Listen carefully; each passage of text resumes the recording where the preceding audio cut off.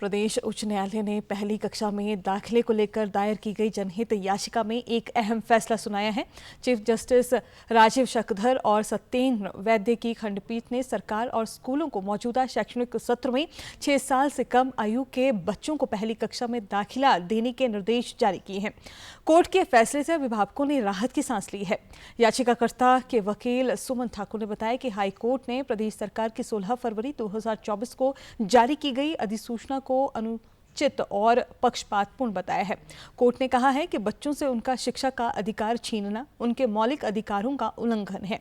केंद्र सरकार ने राष्ट्रीय शिक्षा नीति 2020 को चरणबद्ध लागू करने के लिए हिमाचल सरकार को साल 2021 में दिशा निर्देश जारी किए थे। हालांकि सरकार द्वारा इस विषय में 3 साल तक कोई कार्रवाई अमल में नहीं लाई गई है। पेरेंट्स थे अक्रॉस दी स्टेट, उनके 5-6 साल से जो कम आयु के बच्चे थे उनको शैक्षणिक सत्र 2024 और 25 में सरकार ने प्रमोट करने से मना कर दिया था और हवाला दिया गया था कि जो नई शिक्षा नीति है उसके तहत हम ये काम कर रहे हैं।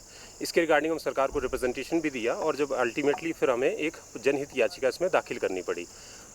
इसमें कोर्ट का कल निर्णय आया है। इसमें कनेक्टेड मैटर्स थे, 7-8 के करीब कनेक्टेड मैटर्स थे और इसमें अप्रॉक्सीमेटली स्टेट में करीब 50,000 स्टूडेंट्स को रिलीफ मिला है। कोर्ट ने हमारी सारी बातों को माना और उन्होंने इस चीज़ का संज्ञान लिया कि जो बच्चा ऑलरेडी एजुकेशन सिस्टम में एनरोल्ड है आप उसको रोक नहीं सकते। अगर आप उसको फर्स्ट क्लास में प्रमोट होने से रोक रहे हैं तो आप उसके फंडामेंटल राइट्स का वायलेशन कर रहे हैं।